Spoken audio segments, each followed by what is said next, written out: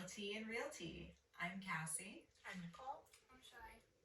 And we will be serving you some tea today. My first story is off of Reddit Realtors. And it's, any realtors with side jobs? If so, what do you do? With the last year being a little slow, I'm looking for some side work, preferably something that is industry related. Just looking for some ideas on what I could potentially pursue that could utilize my skill set as a realtor. I have been in the business for 10 years, have my broker's license, but going back to the job market, it's like I am both overqualified and underqualified for everything. It's a weird feeling. Thoughts and experiences appreciated. Cheers. Industry related. I mean, start a staging company. Oh, that's a good idea. Takes, a little bit of investment necessary, but, buy some furniture, keep it in a storage unit, and stage or photography. Property management. That, Yeah. But it's hard to get into property management when you don't have any, experience with a property management company, because I've tried that. Yeah, I think They have their broker's license. They could be a broker. No, they don't want to do that anymore, maybe. maybe they do have their broker's license, but maybe, maybe they don't. Want people. Maybe they don't work for, maybe they just have a couple of people working under them. Oh yeah, maybe. Yeah, I think staging, that's a good idea. Yeah, like interior design. You could go be an office admin or like a secretary somewhere if you really want to Transaction coordinator. Yeah. You could just. Or you could work in a law office. I know a lot of agents that work and they do contracts for lawyers. I think that helps a lot, knowing the legal side of things. Yeah. Bartend. Right. That's industry related. You can always talk about houses with drunk people. The top comment is, I technically own 4 businesses, 3 of which resulted from my initial real estate business. I am a certified interior designer. Look at you, nail on the head. Because it's something that I minored in college. I had an affinity for architecture and design, but didn't want to pursue it as an actual career because it was always a fun hobby to me and I didn't want to end up hating it. So I offer interior design work to clients as well as sales. Interior design helps me obtain additional clients, and additional clients also help me obtain more interior design work. As a result of being an interior designer, I would stage homes myself. I used to rent a couple of storage units and would pick up used furniture from Facebook, Craigslist, estate sales. I'd fix up the furniture, give it a nice coat of whatever it needed, and then start putting it into homes.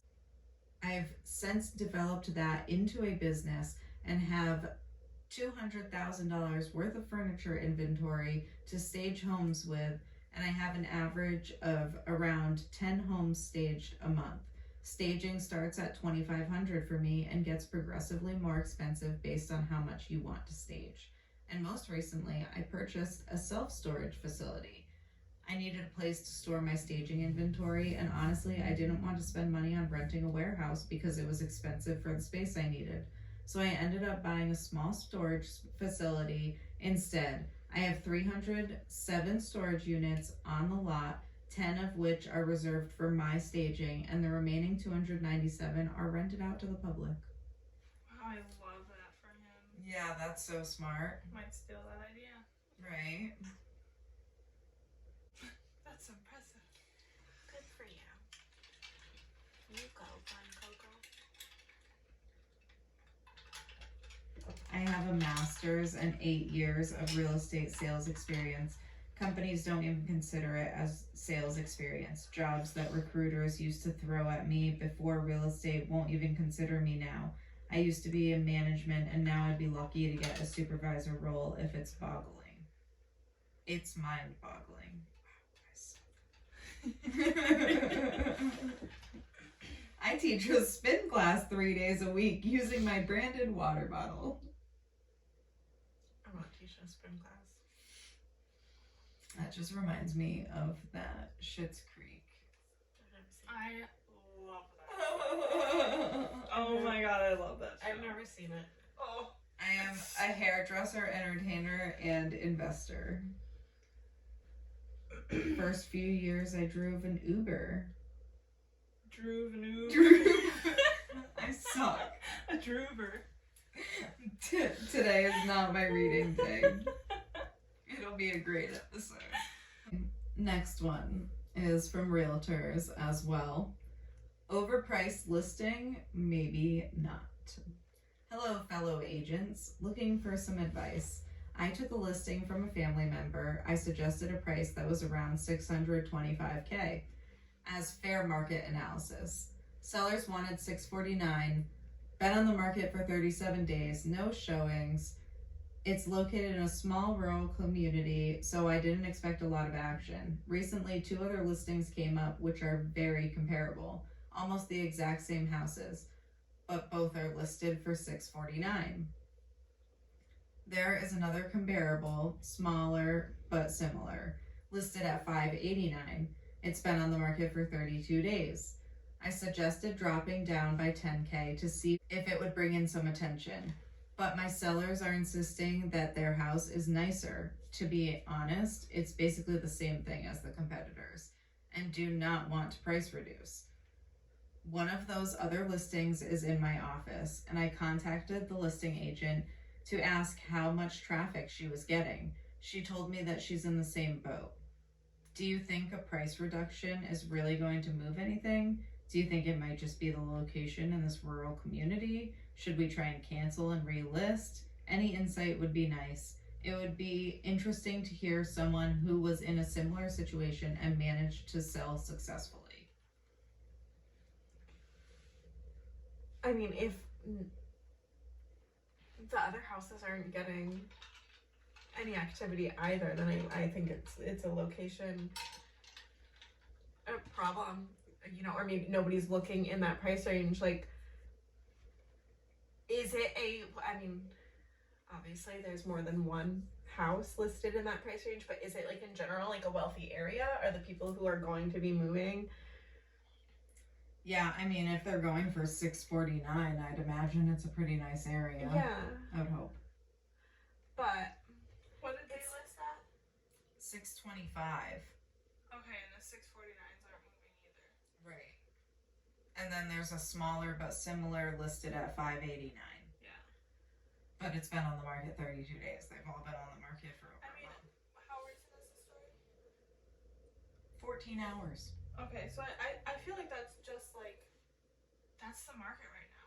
It's not what it was No, for No, sure. a year or 2 ago. I was doing comps last week for a listing, and in like the same county but in like a few towns away, and everything I'm looking at, everything's sitting. Mm-hmm.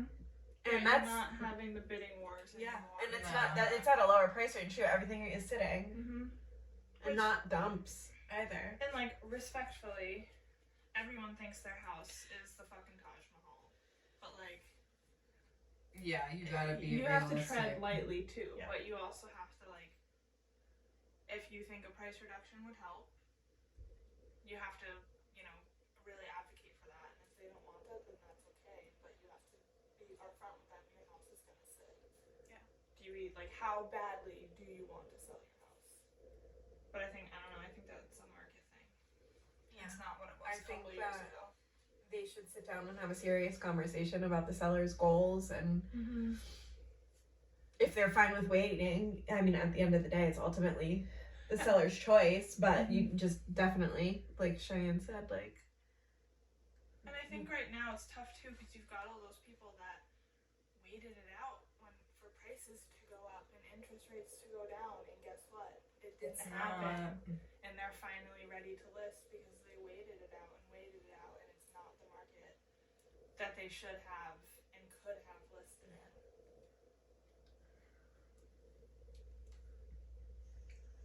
Yeah. All the comments are kind of just like giving advice. One person said to use showing time to generate a report that shows you showings that are given a price point in any given zip code or community. Run the report on the 625 price point and see if there are any buyers in the market at what you believe is a fair market price. If there are no buyers out there right now, even at a lower price, it's easier to tell them to hold the price and wait for the buyers to enter the market. At least you'll be able to see if your problem is overpriced listing or lack of buyers in the current market. That's true. Because that's another hard thing right now. Like that's a high price point for people right now. Yeah. A lot of people buying houses right now are like first time home buyers.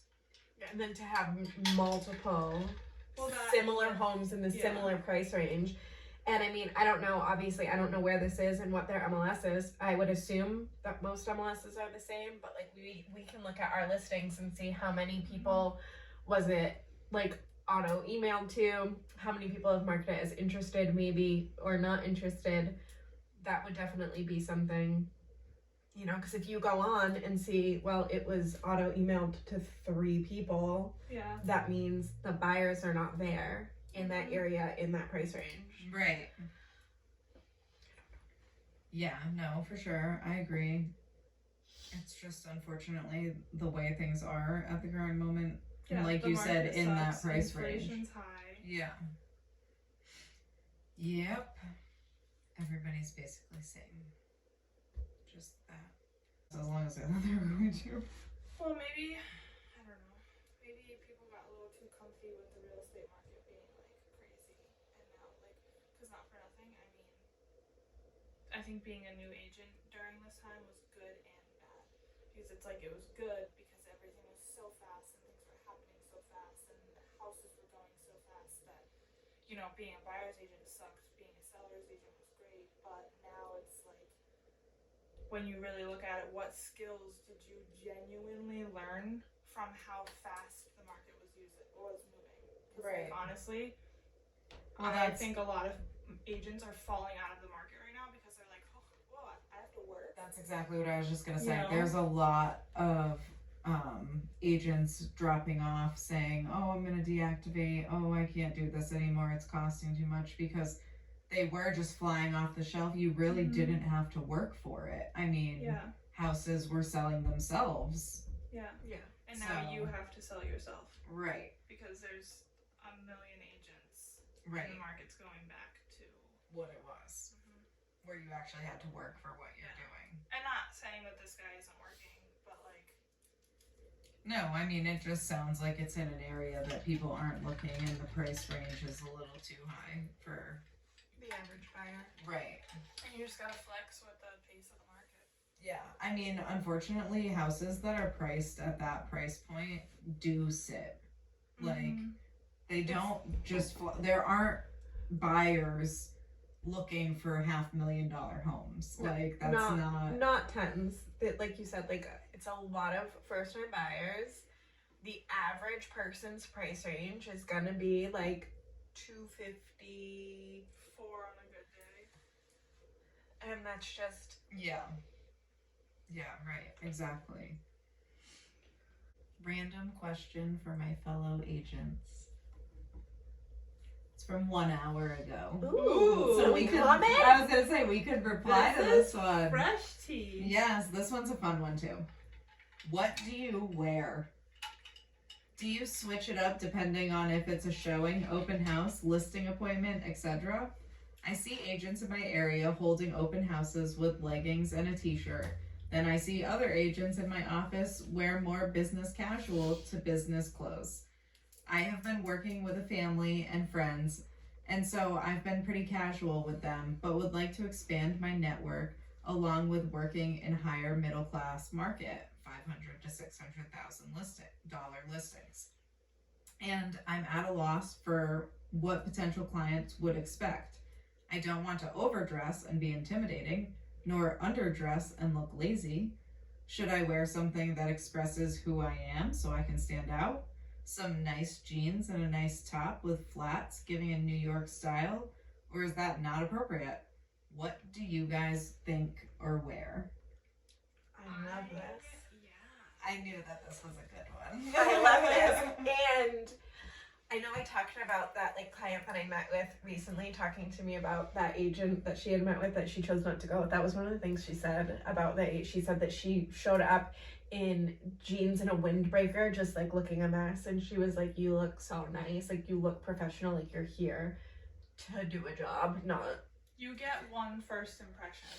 Yeah. You get one first impression. Yeah. I don't care if you're doing an open house for somebody that you've sold 7 houses for. Guess who's walking through that door? People you've met for the first time. Potential clients, other agents. That's why even when I'm showing a house to a client, or even if it's a friend or family member that I've been working with, you know, we've been looking at tons of houses, I still try to dress professionally every time, because what if the other agent's there? What if I cross paths with the homeowners, you know, they show up as we're leaving. I want anybody I see to know those are the clients and that is the agent, and to think that I'm I'm serious about my job and I'm dressed professionally. And like totally like have your own style. It can be really, it took me a while to figure that out, like how to do that. Like the way I dressed last year when I started dressing more business casual, I didn't know how to make it my own, and so it was not, and it wasn't, I mean it was cute, but it wasn't you. No, it was not it. Remember I went through that pastel phase? I loved it. But I went through a pastel phase. I love the purple pants. I'm not getting rid of the purple pants. Yeah. The purple pants stay. I love them. But I was wearing like purple pants and like a white top and white shoes and a white bag, and that's not it. Yeah, I'm not a color girly. No, black. I'm actually, But my I mean, shirt it is also black. sometimes depends. Like, if I'm comfy with the clients and I know that, like, it's a really quick showing and the agent's not going to be there because I got my stuff in one of the lockbox, I might show up in, like, sneakers and leggings. But, like... Yeah, depending on the client. Yeah, definitely like situational. I had to go to a showing really fast after volunteering at my son's field day last year. And so I'm wearing like the field day t-shirt and like shorts, and I was like, hey, like, I'm so sorry. And she was like, you're fine. Again, we've been working with each other for a while, but that wouldn't.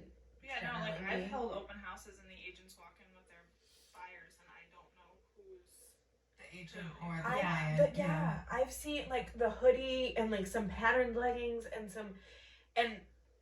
that happened with a house that I had listed last year, and when she showed up to the door, I wasn't sure if it was, because they didn't come all together. They had arrived a few minutes apart.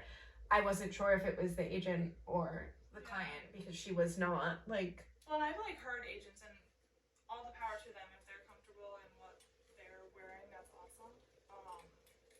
But I've like even heard agents just be like, oh, I don't care, I wear jeans and a t-shirt and that's me, that's the real me, and that's what you're gonna get. I'm like, that's cool for you, but I want people to take me seriously and like look at me like a professional. And I don't really dress like that anyway. I think you know what I mean? And that's like not I my... wasn't raised to wear like wearing sweatpants on our last episode was so out of pocket for me, because I've never left the house in sweatpants. I don't know. Maybe if I'm going to the gym, but I have to be like ill. Yeah. To like be in No, my I just was sweatpants. not raised like that. Like, you got dressed and looked presentable before leaving the house. Right. So my boyfriend hates it because he's like, you have so much more time in the morning if you would just leave the first fucking thing you had on. And I'm like, it doesn't work like that. No. I have to look perfect. This was I mean, I think taking pride in the way that you look isn't a bad thing. No. And I think there's a happy medium. You guys had to have known that I was going to say this. There's a happy medium between selling sunset and reality. You don't want to wear pleaser heels to a showing? Why not? I kind of do. I mean, I would break them. I would be okay with it until your client is like, let's go walk around the backyard, and you're sinking in the mud. Like, it's just not realistic to wear stilettos and And like, don't get me wrong, like some of their outfits are gorgeous, but it looks like they're going to the Emmys. Yeah. We're going to walk through basements and look at. But like networking events too, though, I want to dress to impress. Like Yeah. I don't care if you've seen me 100 times and I'm gonna shake your hand for the 101st, but like I want people to know, like, wow, she always looks really good. Really good, yeah. You know? I mean, I Like, loved that one marketing event that we went to. That was the flannel theme, though. Yeah, that was fun. We got to wear I think if flannels. there's a theme. Yeah, that's yeah, different. like, You were yeah. skiing. I'm so sad that the snow's gone. Oh. Because I'd be skiing right now. But yeah, no, I just like, I want people to think like of me and that Lassie like always Looks good. looks On point. is professional. Dress for the job you want. Right. You know? Yes. Dress for the clients you want. Right. And there's a fine line though, because I have always told myself never, if I have $150,000 buyer, I'm not showing up in slacks and a blazer and like heels. Yeah, you're not Because I don't want to make them feel. And that's what this person was saying. They were like, what's the fine line? I think you dress for your clients. Like, granted, don't like bum it, but you don't want to show up Jeans and and a have blazer. them like look at you like, oh, like this Yeah. agent is out of my league. Like, you want to be personal with people too, because I think. Right. You can dress up jeans. Yeah. But you know, I'll wear like my straight leg Levi's with my loafers, and I think that's, you know, and you can wear like a simple little shirt, super simple shirt with a blazer or a cardigan. You still look professional, but you're not like. I think there's a price range. Yes. I love one pieces. Yeah, you can style them with anything. Yeah, like not necessarily like overalls, but like a jumpsuit. I'm too tall for that. Yeah. I love rompers. Give me a little. Oh yeah. Rompers, jumpsuits. I love that. I'm trying to figure out summer. See, I have so much more summer clothes than I do winter clothes. Like I have so many cute sundresses, Well, and then I have my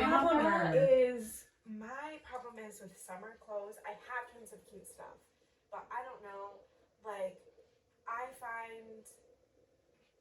I don't know if anybody else can relate to this.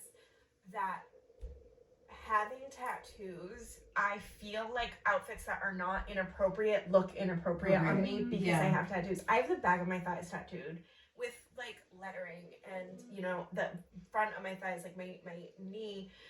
So when I put on a pair of shorts, you know, not with my butt out, but like a pair of shorts, I'm like, it looks much. Yeah, I have my. I look like a whore because I have words on the back of my thighs. Well, and it's hard too because like I've been in the predicament where I'm meeting with, you know, clients that have a really big price range, and I'm met them the first time, and I'm trying to dress to impress, but it's 95 degrees with a 98% humidity, and I'm trying to wear long sleeves and long pants, and I'm like, I'm gonna croak in front of you because I'm so hot. Yeah. I like wide leg pants for the summer, like they help, but it's still like. That's why I like the flowy. I'm trying to figure out. I just want maxi skirts to come back. Like, is that too much to ask for? Do you think I'm unfashionable? No, I think it looks so cute. But like, think about how many other people you see wear maxi skirts now in the summer. It was like 4 years ago, everybody was in a maxi skirt, and now I pull my maxi skirts out, and I'm like. I think you just have to style them differently than you used to. I think you just have to figure out what's I need to the stop right. trying to be in style and just be my own style. We should take them shopping with us. Oh gosh. We should. That would be fun. It would be fun. I'm like. That would be love fun. to shop. I love to shop. I want to go to Nordstrom Rack really bad because I need a new Coach bag. Oh, did you see the new Coach bag that is checkered? Yes, the purple So one. cute. I was like, I want that so bad. Call me like cheap or cheesy or whatever, but I love Coach. I like some of them. I've never had a Coach bag either. I've Coach shoes. I want the cherry Coach bag, but now I can't find it anymore. I have that I red just one. want Christian Dior. It's my life all over here. I saw Target has Dior sandals. Steve Steve Madden started making like, Steve Madden like rips off fucking everybody's shit. I love their SM bag, so it's my initials. So I'm like, this bag's made Well, for so me. they came out with a bag that's like the Dior bag, like the tote one that says like Dior, Christian Yeah. Dior, Yeah. but it says Steve Madden. It looks